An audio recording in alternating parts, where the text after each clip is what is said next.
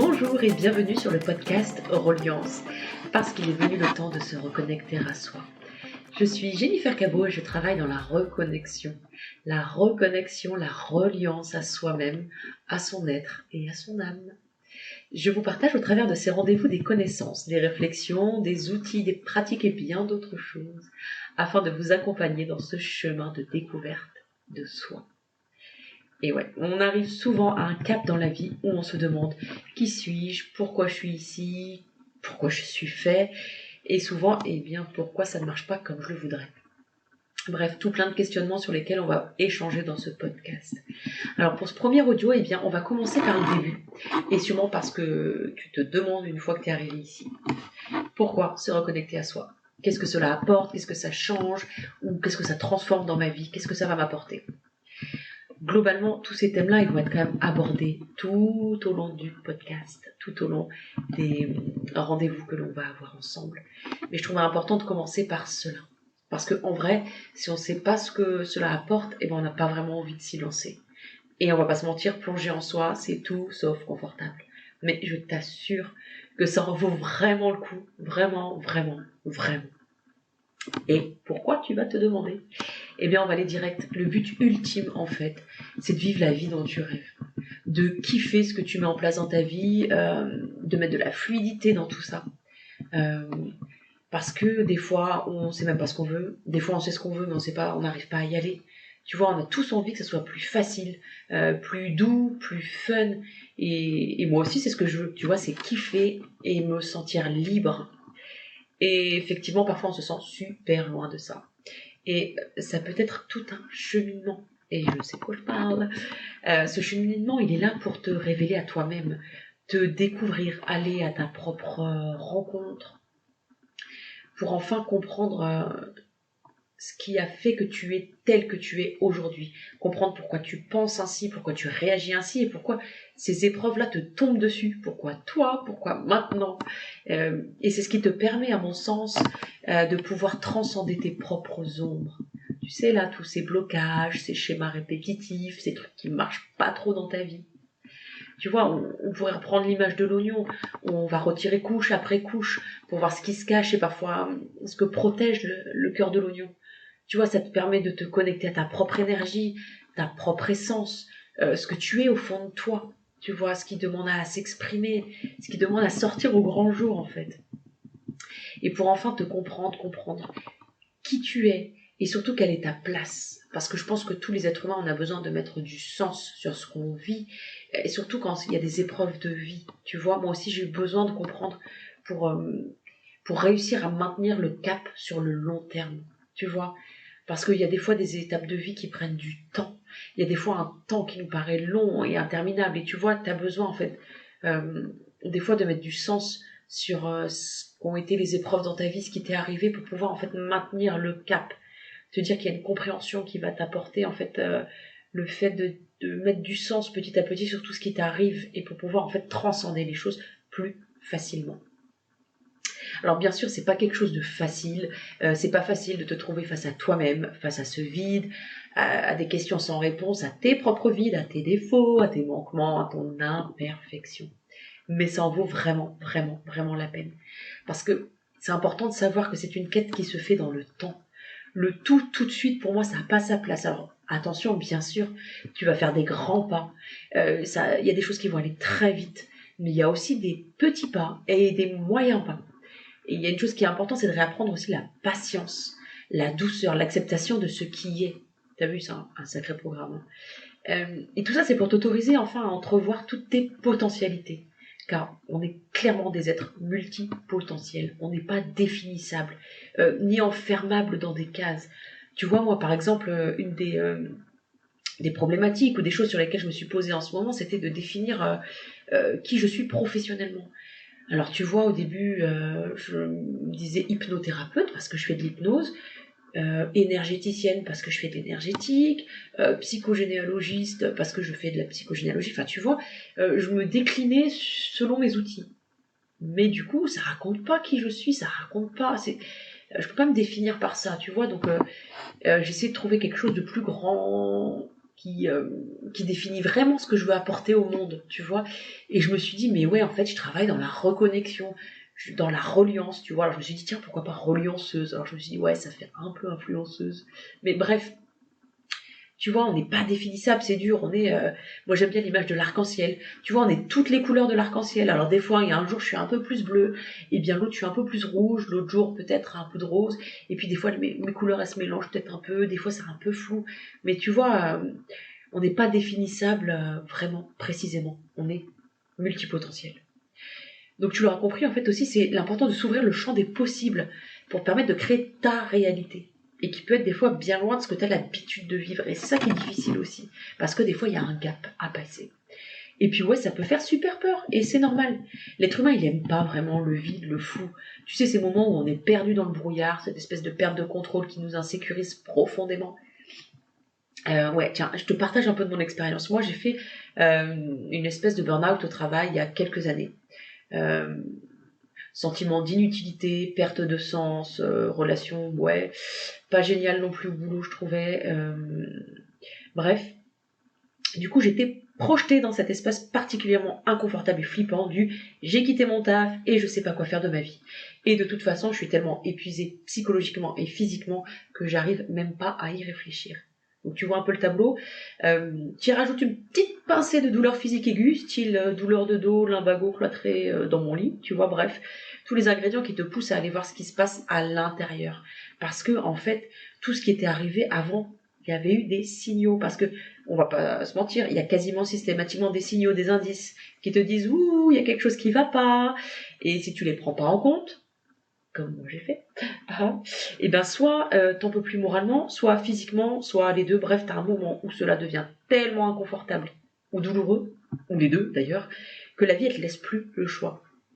Tu dois changer quelque chose. Mais changer quoi exactement? T'as une idée toi? Eh ben ouais, te changer toi.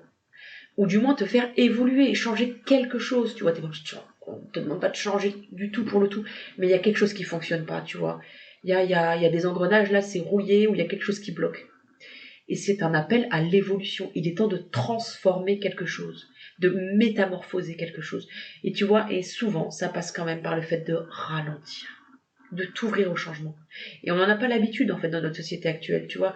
Et pourtant, c'est quelque chose de primordial. Parce que nous, ici, on court tout le temps.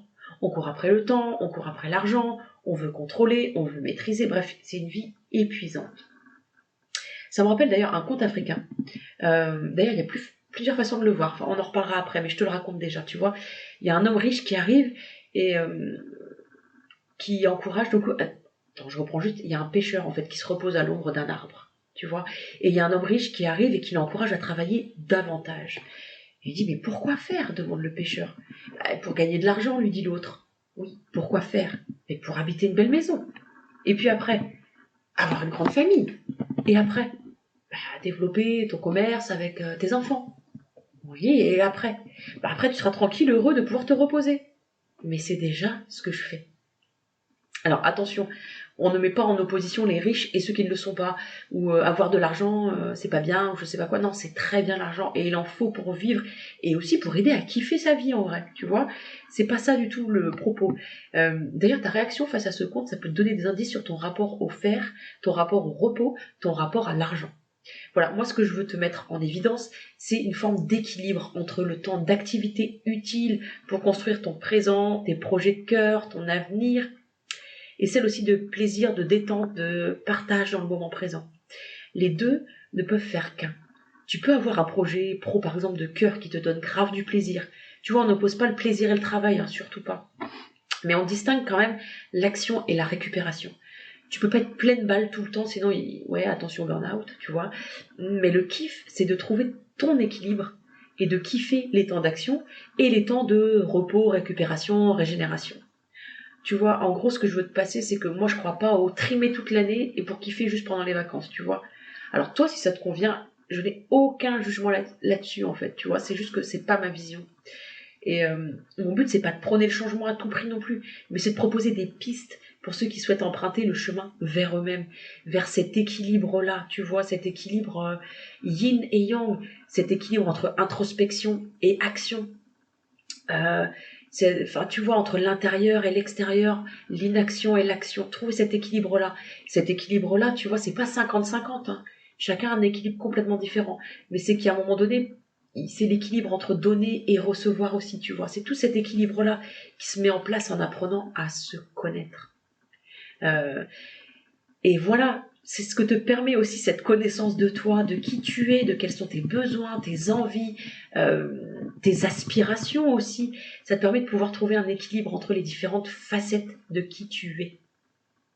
Un équilibre, je sais pas moi, émotionnel, physique, un équilibre entre ta vie pro, ta vie perso.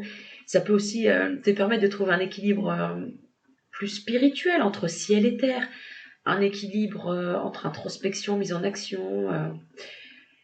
Même dans la spiritualité, tu vois, moi je trouve qu'il y a un équilibre à trouver, tu vois, pour rester quand même bien ancré au sol, tu vois, entre ciel et terre. Tu vois, je suis aussi dans cette spiritualité-là, mais il y a un moment donné, mon incarnation, c'est ici, c'est maintenant, et c'est cette vie-là, tu vois, que j'ai envie de kiffer. Alors pour arriver à cela, bien sûr, il faut du temps, de la patience, il y aura des grandes avancées, des petits pas, il y a aussi certaines pratiques qui peuvent t'aider. Alors pour ma part, j'ai cheminé une part seule, mais pas que, parce que c'est pas possible. J'ai été aussi accompagnée avec des vidéos, avec des audios, avec des praticiens en présentiel, en hypnose ericksonienne, mais aussi en spirituel, en psycho-énergétique ou énergétique tout court, avec des massages, des méditations, des constellations familiales. Bref, on pourra reparler de plein de pratiques dans d'autres audios et pourquoi pas inviter des praticiens pour échanger sur leurs pratiques, pour que tu comprennes ce que ça peut t'apporter. Mes formations aussi pour ma reconversion pro m'ont beaucoup appris sur moi. Et puis à ne pas négliger les autres, les rencontres. Les rencontres que l'on fait aussi nous apprennent beaucoup. On pourra d'ailleurs reparler dans un autre audio des effets miroirs, sujet passionnant, le miroir que l'autre me renvoie. Ton entourage aussi, ça peut être un soutien, ça peut être aussi un réflecteur de ce qui demande à être mis au grand jour. Tu vois, on pourra reparler de la relation, par exemple, parent-enfant, mais je peux déjà te dire que ce sont de grands messagers. Après, tu prends le message ou tu le prends pas, ça pique, plus ou moins, mais ils ont des messages à nous passer hyper importants. Alors, pour revenir à pourquoi se reconnecter à soi, je synthétiserai en te disant que ça te permet de t'apaiser, de trouver ton sens, de pouvoir enfin réussir à mettre en place ce que tu veux dans ta vie, de pouvoir enfin te libérer de ce qui t'appartient pas. Tu vois, on parlera des transmissions transgénérationnelles plus tard, de comprendre pourquoi tu es tel que tu es aujourd'hui et d'accepter que tu es tel que tu es aujourd'hui. Tu vois, de réussir à t'apporter à toi-même ce dont tu as besoin. Et souvent, on a besoin d'amour. Donc voilà, t'apporter de l'amour, tu vois. Ça évite aussi les trop fortes dépendances affectives, par exemple, tu vois. Bref, je crois que le but est vraiment de réussir à s'aimer tel que nous sommes, dans nos imperfections, de se sentir suffisamment en sécurité pour s'ouvrir et se montrer tel que nous sommes. Ouais, la sécurité intérieure, c'est un vaste sujet. Moi, je rencontre plein de gens, et moi, je l'ai été, et je le suis encore sur certains sujets, en insécurité. Et souvent, on va aller voir l'enfance. Il y a d'autres éléments aussi, les transmissions émotionnelles des parents, des grands-parents. Il y a aussi des fois des réminiscences de vie antérieure. Tu vois, je sais pas quelles sont tes croyances là-dessus sur les vies antérieures. Tu peux y croire. Ou bien, tout simplement, tu peux aussi y voir une sorte de métaphore, tu vois, d'une problématique actuelle. En fait, on te demande pas de croire à tout, tu vois, mais des fois s'ouvrir sur certains thèmes et peut-être de les prendre à la légère, comme une sorte de métaphore, peu importe, tant que ça t'aide à avancer sur ton chemin. Voilà. Alors voilà ce que je voulais te partager dans ce premier épisode. Peut-être pour un peu te donner envie d'aller apprendre à te connaître et de voir à quoi ça sert et ce que ça peut t'apporter. En tout cas, moi j'y crois très fort. Et franchement, ça m'a tellement aidé dans ma vie, ça m'a tellement aidé à mettre en place les choses, à me pardonner, à me comprendre. Ça a changé toute ma vision de la parentalité. Je suis plus la même mère en fait, tu vois, pour mes enfants. Je crois que je suis plus tout à fait la même conjointe pour mon compagnon. Peut-être que pour mes amis, tu vois, il y a quelque chose qui a changé aussi, mais dans le bon. Et moi je trouve ça merveilleux et je t'encourage, si tel est ton souhait, à aller à ta propre rencontre. Alors relis-toi à toi-même, reconnecte-toi et je te dis à bientôt dans un nouvel épisode. À bientôt.